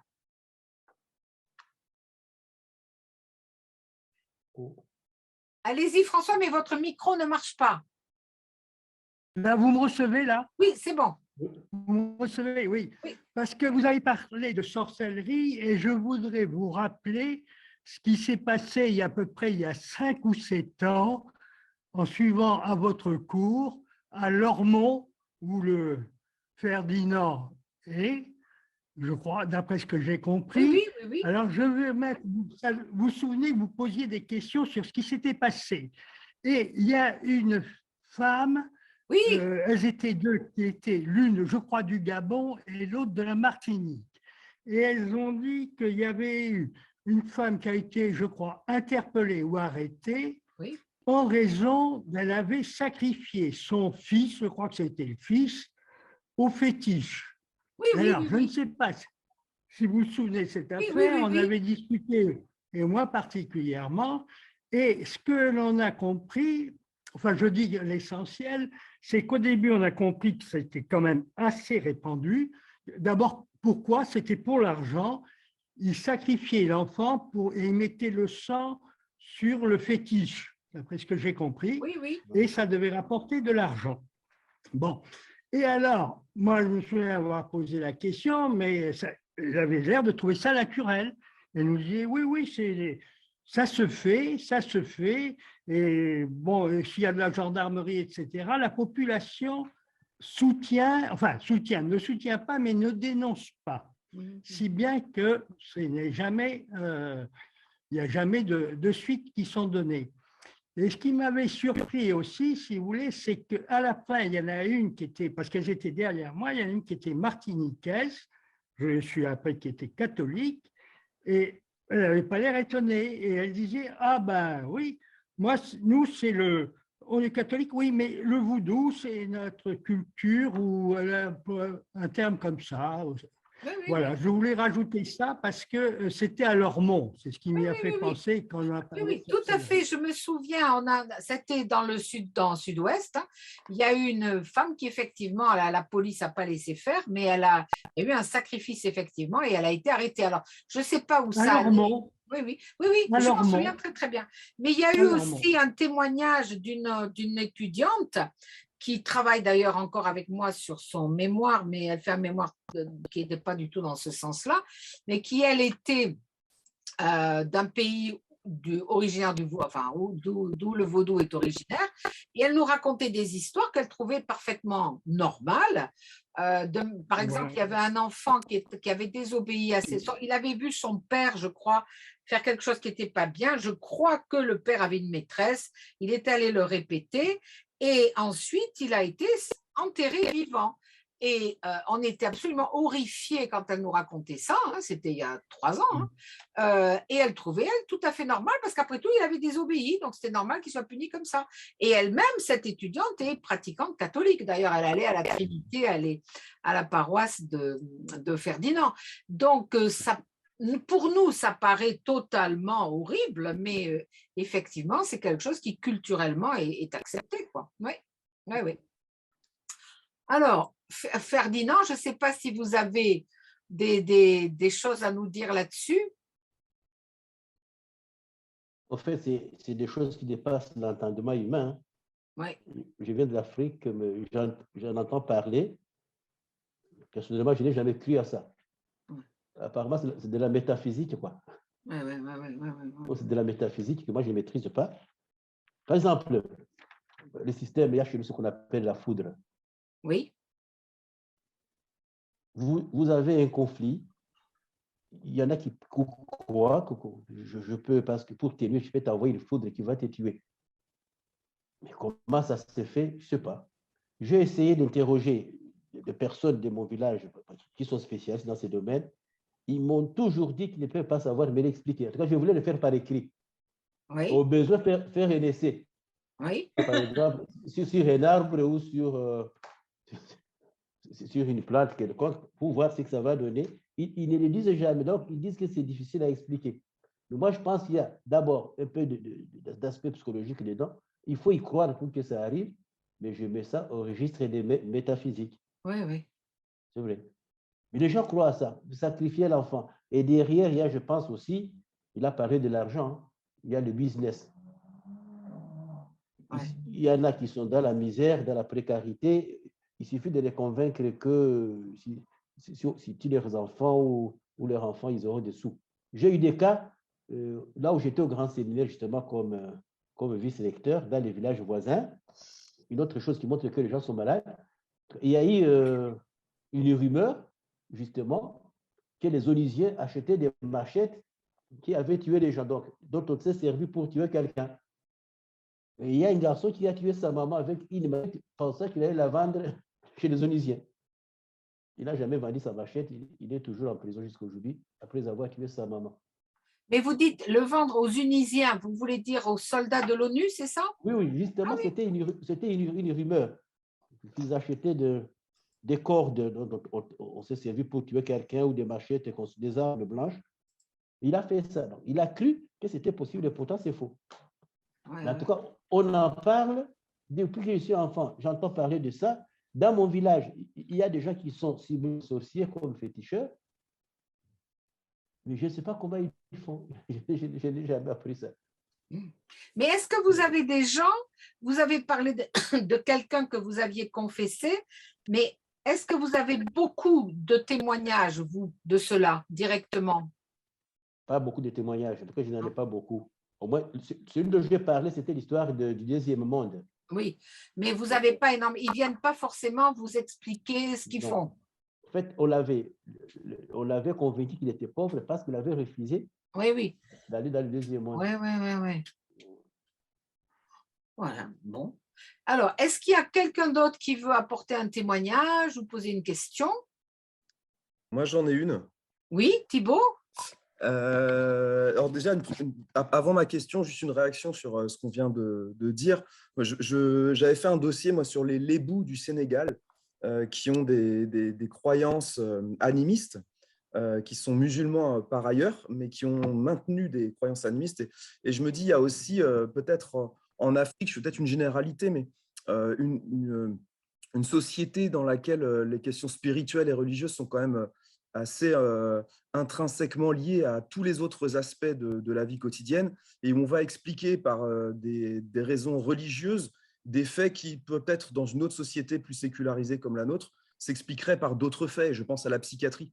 Et les questions peut-être qu'on vient de dénoncer là, plus que des raisons religieuses, seraient en fait des manifestations culturelles et donc religieuses de causes qui seraient tout autres, peut-être psychiatriques. Ça, c'est une hypothèse que je pose là. Et Ouais. Mais ça, je pense que ça, votre raisonnement, là, vous pourrez même en discuter ensuite avec Ferdinand, parce que justement, Ferdinand, comme il nous l'a un petit peu dit, est en train de travailler le côté psychosocial, c'est-à-dire voir comment, à propos du pentecôtisme, hein, comment voir comment ces phénomènes-là, effectivement, relèvent de la psychologie et pas simplement de croyances spirituelles ou de choses comme ça. Notamment, quand je parlais des Lébous du Sénégal, ils ont une cérémonie qui s'appelle, je crois de mémoire, le Ndeup, et qui est une cérémonie dans laquelle on fait des percussions et on fait danser, et les esprits, les mauvais esprits se réveilleraient par le son du tambour, du djembé, et en fait se réveilleraient. On saurait qu'on est possédé grâce au son du tambour, qui réveillerait le démon en nous et qui permettrait à chacun de voir. Et en fait, on s'aperçoit dans les descriptions qui sont faites, moi, pour travailler un peu dans ce secteur-là en France, qu'en fait, on parle de manifestations d'ordre psychiatrique. Donc, c'est intéressant d'avoir ça aussi en tête, même si ce n'est pas forcément les arguments qui vont être amenés par les gens mêmes, mais voilà. Et ma question, c'est sur les mouvements, on en a rapidement parlé, les mouvements charismatiques catholiques. Qu'est-ce qui fait, Ferdinand, selon toi, que les mouvements catholiques charismatiques, je pense à la communauté de l'Emmanuel, aux béatitudes, etc., n'ont pas réussi en Afrique à supplanter le pentecôtisme, puisque le catholicisme était déjà très bien implanté au Congo. Si les Congolais, notamment à Kinshasa, avaient besoin d'une expression chrétienne plus expansive et plus liée à l'Esprit Saint, qu'est-ce qui fait qu'ils sont allés voir les pentecôtistes et pas les catholiques charismatiques? Voilà, au fait, il y a une sorte de symbiose au niveau du Congo. C'est que je sais que beaucoup de catholiques qui sont du renouveau charismatique vont prier facilement chez les pentecôtistes. Il y a une église qu'on appelle la Philadelphie, par exemple. Oui. Une église Philadelphie qui est d'origine pentecôtiste, et justement, au Congo, c'est l'église qui rassemble le plus de bourgeois, et ils ont montré qu'ils sont neutres. Donc, ils sont à la fois catholiques et ils sont protestants. Donc, ils mélangent tout. Oui, oui. Donc, c'est ça. Donc, beaucoup donc, des gens de l'Emmanuel ou du Chemin Neuf, il y en a qui vont à Philadelphie. Et la fois passée, j'ai failli me faire chasser par des gens quand je suis allé faire mes enquêtes là-bas. Heureusement que je connaissais les pasteurs. Les catholiques qui m'ont vu, chrétiens catholiques, pratiquants que je connaissais, avaient honte de me voir là. Et ils me demandent si j'avais déjà aussi adhéré à l'église de Philadelphie, quoi. D'accord. Mais alors, je ne sais pas, là, Thibaut, si ça répondrait à votre question, ou Ferdinand, si ça peut vous aider. Mais bon, vous vous souvenez que dans mes séminaires, j'ai abordé la question de l'approche économique des religions. Il se trouve que dans nos sociétés, alors je ne sais pas en Afrique, je ne connais pas du tout l'Afrique subsaharienne, mais beaucoup disons qu'un des grands moyens pour les religions d'avoir du succès, c'est la qualité du prédicateur. Et donc, il se trouve, notamment aux États-Unis, ça se voit, hein, que ce sont les groupes religieux qui ont les meilleurs orateurs, les meilleurs prédicateurs, ceux qui promettent le plus de choses, qui savent le mieux faire du marketing, c'est-à-dire en fait qui savent exactement ce que les gens attendent et qui donc ils vont le promettre, ce sont ces groupes-là qui vont attirer le plus grand nombre de gens. Donc d'après ce que Ferdinand nous a expliqué, si les pentecôtistes expliquent tous les maux de la société par le diable ou quelque chose qui aurait pu être commis par un frère, un cousin ou quelque chose comme ça, ils ont compris, ils ont tout à fait bien compris le marketing local et donc ils vont en plus avoir l'argument de la nouveauté. C'est-à-dire qu'on est déjà habitué au curé catholique, finalement c'est plus du tout une nouveauté et donc on va aller vers le nouveau produit spirituel qu'on nous propose. Donc ça c'est aussi à prendre en compte. Et c'est très intéressant d'ailleurs de voir que les charismatiques catholiques vont chez les pentecôtistes protestants, certainement parce qu'il doit y avoir un prêche, une animation beaucoup plus dynamique. Je ne sais pas si… Oui, vous êtes toujours là, Thibault? Oui. Moi, je suis là et effectivement, je suis ça. Par contre, je constatais juste que notre ami Ferdinand avait disparu de la maison. C'est ça, Ferdinand, voilà, parce que je ne le vois plus. Ferdinand, vous n'êtes plus là? Moi, je ne le vois plus. Moi non plus. C'est pour ça que je commençais à m'inquiéter. Il a peut-être un petit problème d'ordinateur. Mais c'est vrai que c'est des choses tout à fait intrigantes de voir que il y a des nouveaux modèles de prédication très physiques dans le pentecôtisme, beaucoup plus que dans le catholicisme. Et donc, ça attire les gens. Et surtout, en plus, si on vous promet monts et merveilles. Vous n'êtes plus du tout là, Ferdinand? Bon, mais je vois, ça fait rien. Je vois qu'il y a d'autres questions. Chantal, vous avez une question là maintenant? Non, Bernadette, ce n'est pas une question, mais simplement pour revenir à ce qui vient d'être dit, vous avez en partie répondu. C'est qu'en Afrique, il faut aussi tenir compte des moyens dont disposent, par exemple, les églises pentecôtistes. Quand je te dis moyens, ce sont des moyens financiers. Oui, oui. Que n'ont pas, par exemple, les chrétiens charismatiques, les catholiques charismatiques, qui ont beaucoup moins de moyens financiers, et Dieu sait que ça compte. Alors, bien sûr qu'il y a une sorte peut-être de syncrétisme, même qui se noue entre les deux, parce qu'on préfère aller chez des gens qui ont de l'argent, qui ont des moyens financiers, parce que ça porte bonheur. Et donc, on est quand même beaucoup mieux vu du ciel si on va chez eux que si on n'y va pas. Oui, oui, oui, oui. Voilà. L'aspect économique est très intéressant. Hein. Oui, très important. Ouais. Et ce qui est un peu dommage pour le catholicisme à l'heure actuelle, c'est qu'il a beaucoup moins d'argent. Alors que beaucoup d'églises protestantes ont beaucoup d'argent notamment qui viennent des États-Unis. Et puis, c'est aussi le fait que dans les églises pentecôtistes, enfin, on en a parlé avec Carla, hein, si vous ne l'aviez pas vu, si ça vous intéresse, vous pouvez toujours regarder l'entretien qu'on a eu avec Carla sur le pentecôtisme à Recife. On demande carrément, le pasteur demande énormément d'argent. Les gens doivent, pour une certaine fête, économiser énormément d'argent, l'équivalent d'une maison, d'une voiture, et l'offrir à l'Église, ce que les catholiques n'osent plus faire depuis longtemps.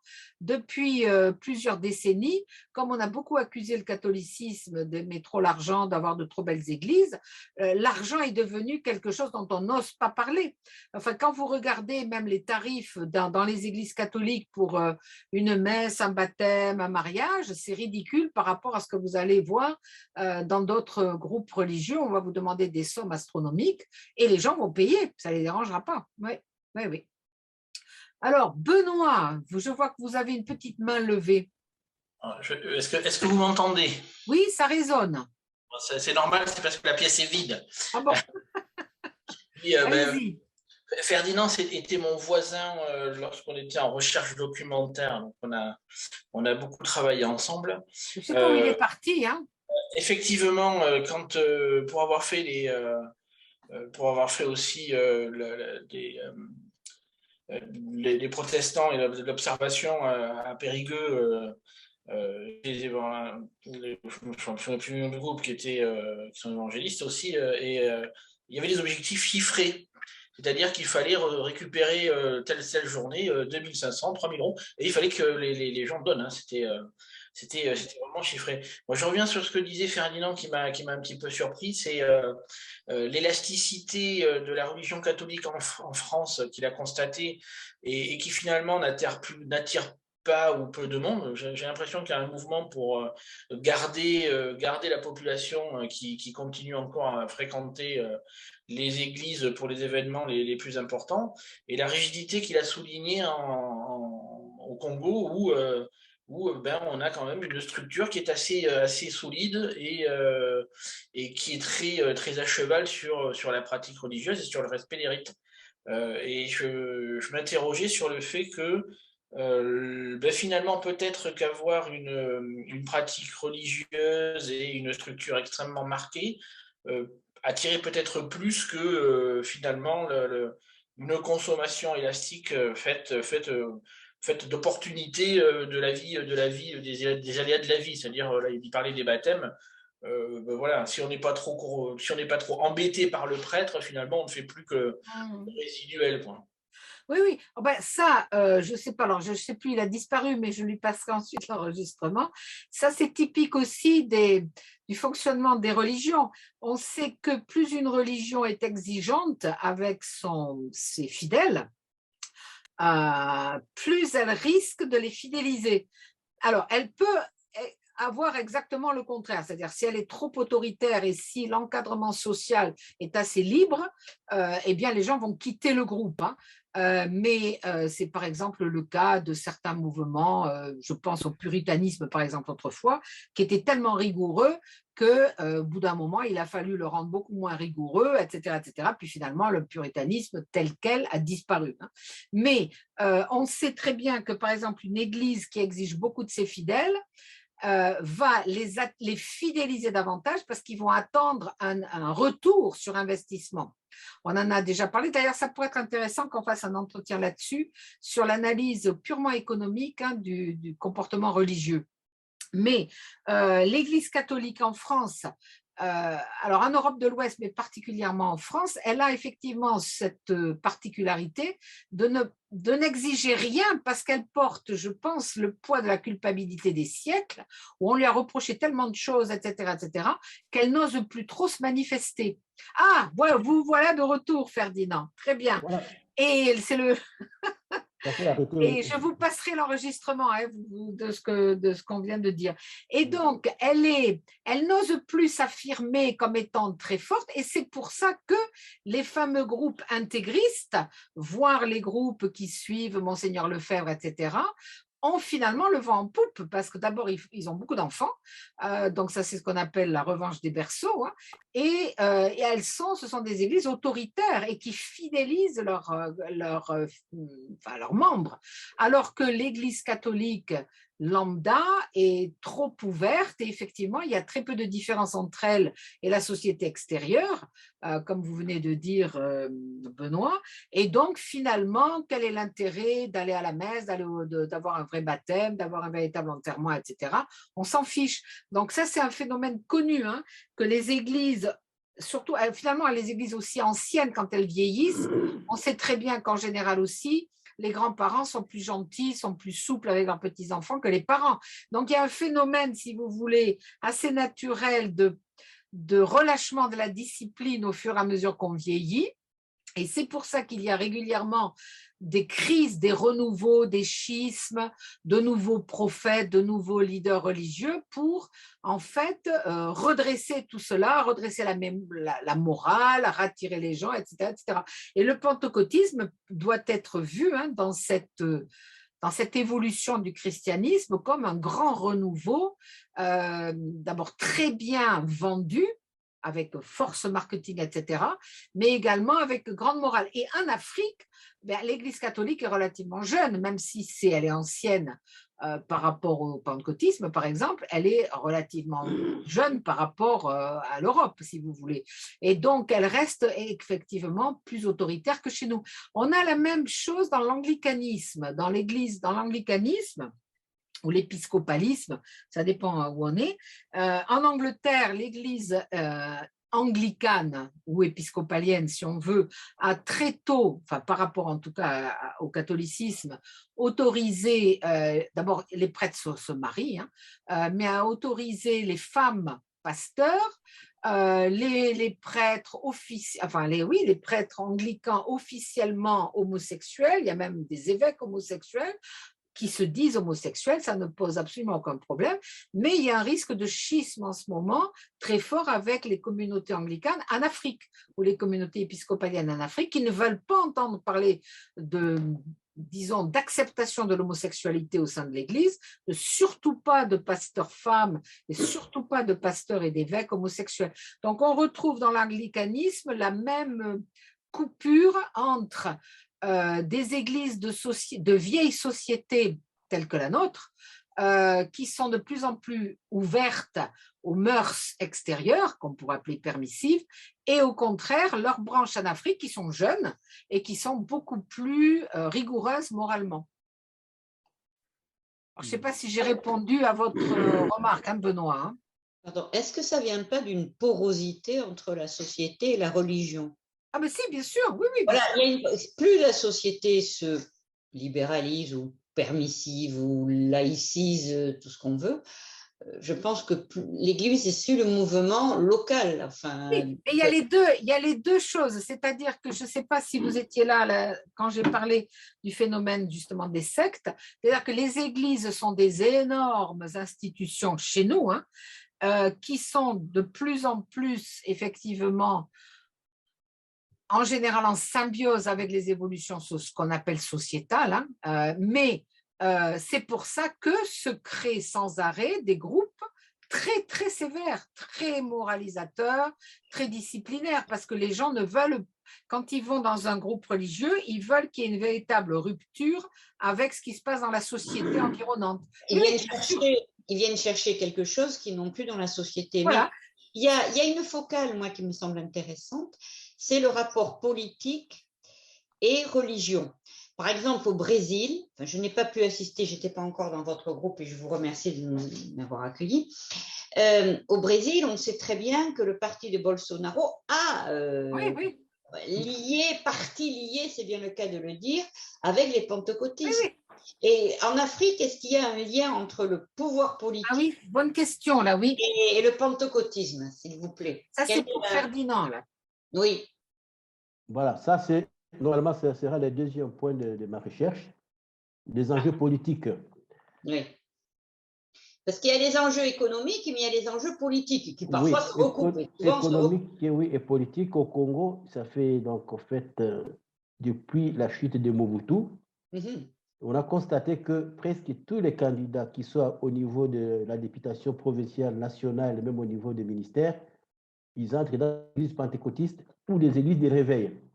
Alors, beaucoup se font rebaptiser parce qu'ils ont besoin d'avoir beaucoup d'électeurs. Comme au Brésil, ouais. Et comme on le voit avec certaines, on va dire, branches plus totalitaristes de l'Église, en Pologne, avec le prix, enfin, on voit tout ça, quoi. Il y a une collusion, il y a du marketing économique, mais également de la démagogie politique. C'est vrai. Ça s'est toujours fait pour les religions. Hein. Vous avez les partenariats église, pouvoir politique, etc. Mais là, donc, ça c'est intéressant, Ferdinand, parce que vous dites que les candidats vont se faire baptiser chez les pentecôtistes. Oui, beaucoup de candidats, oui. Et oui. Et quelle est la différence, Ferdinand, entre ce qu'on appelle les pentecôtistes et les églises de réveil dont vous venez de parler? Bon, en fait, j'ai essayé de chercher ça. Tous sont des protestants. Oui. Mais les pentecôtistes mettent plus l'accent sur l'Esprit Saint, surtout. D'accord. Oui. Plus que les églises de réveil. Les réveils parlent de l'Esprit Saint et du démon, mais l'accent est plus sur l'Esprit Saint chez les pentecôtistes que chez les réveils. D'accord. Oui. Et donc, maintenant, si on veut récupérer des voix, il faut se faire baptiser donc 2 fois finalement, parce que est-ce qu'ils sont souvent catholiques au départ, ces candidats? Oui, en tout cas, la majorité de ceux que je connais étaient catholiques. Ils se sont fait baptiser, certains se sont fait baptiser même 3 fois, 4 fois. Donc, oui. Ils ratissent large. J'en connais beaucoup. D'accord, Ils ratissent large. Quoi. d'accord, d'accord. Bon. Alors, est-ce qu'il y a… François, je vois que votre main est toujours levée. Vous avez une question à poser? Oui, d'ailleurs, Ferdinand a en partie répondu parce que vous avez posé une question sur l'islam au Congo. Oui. Alors, j'ai noté que vous disiez qu'il y avait 75% de catholiques au Congo. Oui. S'il y a l'islam, les autres religions, il ne doit pas y en avoir beaucoup de place pour les autres religions. Mais ce que je voudrais savoir pour l'islam, si vous pouvez répondre, je sais que l'islam s'est étendu beaucoup au Nigeria, etc. Est-ce que dans les pays voisins du Congo ou en Centrafrique, d'ensemble, vous savez à peu près la proportion de musulmans dans les pays voisins? En tout cas, à l'Est, le pays voisin, il n'y a pas beaucoup de musulmans. Au début, Il n'y en a pas beaucoup. Il n'y en a pas beaucoup, c'était le christianisme. Même au Congo, donc chez moi, jusque-là, malgré la présence des Onusiens, oh là là, ils ne sont pas nombreux. En tout cas, ils se recherchent encore. Là, j'ai remis la carte. Hein. Il y a quand même, vous êtes voisin quand même avec le Soudan. Oui. Au Cameroun, il y a quand même des grandes percées musulmanes. Angola, je ne sais pas, mais d'accord. Oui. Okay. D'accord. Après, ils ne sont pas encore nombreux comme au Sénégal. D'accord, oui, oui. D'accord. Chantal, vous avez une question? Non, c'est simplement une précision. Au Cameroun, par exemple, on compte officiellement environ 2 tiers de chrétiens. Je dis bien chrétiens, pas seulement catholiques. Hein. Oui. 2 tiers de chrétiens, 1 tiers de musulmans et, comme l'ajoutait un évêque, 100% d'animistes. Bon. Mais effectivement, l'islam gagne de plus en plus. D'une part par des réfugiés qui viennent du Nigeria ou du Tchad ou du Niger, et d'autre part par un certain activisme musulman qui n'est que peu ou pas contré par ce que on pourrait appeler un activisme chrétien. Hein. Voilà. Donc l'islam a tendance à gagner, le Nord Cameroun étant en grande majorité musulman, et s'étend de plus en plus vers le sud, vers les pays de l'Équateur. Oui. C'est pour ça, merci Chantal, c'est pour ça que je disais, je ne sais plus à qui j'en parlais, mais il n'y a pas longtemps, peut-être avec quelqu'un qui nous regarde, là je ne sais plus, mais où je disais qu'il fallait voir le pentecôtisme comme en fait une manifestation du christianisme dans la croisade contre l'islam, puisque les vieilles églises chrétiennes, qu'elles soient catholiques, anglicanes, luthériennes, etc., sont effectivement peu agressives.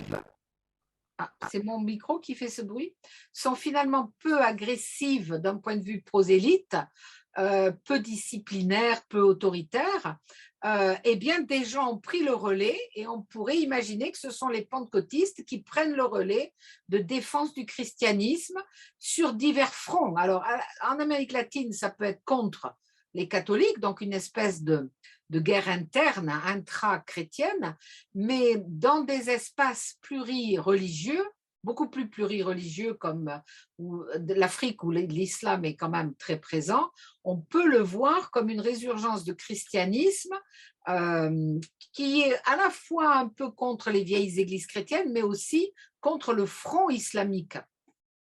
Je ne sais pas si Ferdinand, vous observez ça, mais je pense que si on le regarde dans son ensemble, c'est un nouveau mouvement chrétien, hein, ça date que du début du XXe siècle, hein, le pentecôtisme. Hein. Oui, oui. Alors aux États-Unis, évidemment, ça n'a pas été dans le sens de lutter contre l'islam, bien sûr, mais quand on le voit se répandre en Afrique, en Amérique latine, même en Asie, il fait vraiment, c'est un nouveau front chrétien qui est beaucoup plus actif que le vieux front chrétien des catholiques, des luthériens, des anglicans et des méthodistes, par exemple, hein, et qui semble ne pas s'arrêter, en tout cas pas tout de suite. Hein. Alors, si je peux ajouter quelque chose, c'est aussi que pour beaucoup, le catholicisme semble trop permissif, oui. Trop souple, pas assez énergique en quelque sorte. Oui, c'est ce qu'on disait, voilà, oui, oui. Bon, et je me souviens, dans les années 80, dans des villages du sud du Cameroun, où il y avait quelques messes dans les villages de brousse, des gens qui me disaient, mais qu'est-ce que c'est dommage qu'il n'y ait plus la messe en latin. Ouais. Je leur disais, mais enfin quand même, le latin, vous n'y compreniez rien. On me disait, mais bien sûr, mais qu'est-ce que c'était beau, qu'est-ce que c'était joli. On venait que pour entendre le latin. Quand il n'y a plus de latin, ben, qu'est-ce qu'on fait? Et c'est vrai aussi que si on est en parallèle avec certaines religions traditionnelles, il y a toujours une langue secrète. Et le latin, c'était la langue secrète du catholicisme, et qu'il n'y a plus, et il y a un manque. Oui, ben, c'est ce qui explique la popularité des groupes intégristes en France hein, aussi, et en Europe de l'Ouest. Hein, oui. Je, Quelque chose- juste, Oui. Bernadette, Thibaut, oui. j'ai mis un lien à côté là, Ah, pardon, de je texte. ne regarde pas les discussions. Non, Ah, non, très je bien. sais, c'est pour ça que je sais que vous préférez qu'on dise à l'oral, donc voilà, mais j'ai mis le lien pour que tout le monde puisse y avoir accès. Je ne sais pas ce que vaut ce site, mais c'est un site qui compile des données sur les religions en Afrique. Voilà, si vous allez sur discuter, alors oui, la Vigerie, pardon, j'ai dit Dax, mais dans mon esprit, c'était Bayonne en fait, parce que C'est moi qui l'ai mis, parce que je suis bayonnaise et que non, mais en plus, c'est c'est un bayonné de ridicule. Saint-Esprit. Non, parce que Dax, c'est Saint-Paul de Dax, hein, mais c'est pas, comment il s'appelle Saint-Vincent de Paul, pardon. Et quand j'étais au congrès sur l'émission où on s'arrêtait devant la statue de la Vigerie, c'était à Bayonne, bien sûr. Oui, Bayonne. Mais c'est Alors là, il y a un site que nous donne Thibaut. Si vous Alors, allez sur le petit je ne sais pas ce qu'il vaut ce site, hein, je ne sais pas ce qu'il vaut, mais en tout cas, sur les données qui sont dessus, la proportion de catholiques en RDC a quand même considérablement baissé. Hein, c'est-à-dire que c'est plus 75%, mais on est plutôt autour de 55%, avec une augmentation des protestants. Donc, à vérifier quelles sont les sources de ces chiffres-là, mais comme quoi il peut y avoir... C'est-à-dire, voilà, c'est surtout que ce sont des chiffres qui sont toujours très difficiles à estimer parce que être catholique, c'est être baptisé, mais ensuite il y a la pratique. On sait qu'en France, il y a encore plus de la moitié de la population qui est baptisée, mais ce n'est pas pour autant que ce sont les pratiquants. Donc, c'est vrai que les chiffres sont à prendre avec des pincettes à chaque fois, mais ils donnent quand même une idée générale. Hein. Oui. En fait, c'est un problème des statistiques. Oui. Bon, ils font des statistiques chaque année qu'ils envoient à Rome, et c'est Rome qui fait la compilation. Oui. Mais c'est vrai, ça peut avoir diminué à cause de la présence de musulmans ou d'autres religions. Mais quand même, au moins, le christianisme, le Congo, c'est le christianisme qui occupe la grande majorité. Oui. Même si on l'appelle un pays laïque, en tout cas, le christianisme joue son rôle. D'accord. Ouais. Alors, Chantal, encore quelque chose à dire? Je vois votre main. Non? D'accord. Non, pas vraiment. Sinon, je regrette beaucoup de ne pas avoir pu assister. Mais je vous l'enverrai, je vous enverrai l'enregistrement. Je veux bien. D'accord. Bon, ben écoutez, si plus personne n'a de questions à poser à Ferdinand ou de remarques, hein, non, c'est bon. Je propose qu'on arrête là. Et je vais remercier Ferdinand d'avoir accepté de jouer au jeu de l'entretien parce que ce n'est pas évident d'expliquer comme ça devant tout le monde son propre parcours et sa pastorale. Voilà. Et je ne vais pas encourager tout le monde à venir à votre messe parce que je ne vais quand même pas faire. Mais peut-être finalement que je devrais faire du prosélytisme, voilà, autoritaire. Voilà. Donc, mais tout le monde n'est pas à Bordeaux. Donc, voilà. Mais en tout cas, je peux certifier que les messes organisées, tenues par Ferdinand sont très vivantes et surtout quand il y a la chorale africaine qui chante dans plusieurs langues, donc ça c'est magnifique. Et voilà. Bon, alors, je vous remercie à tous.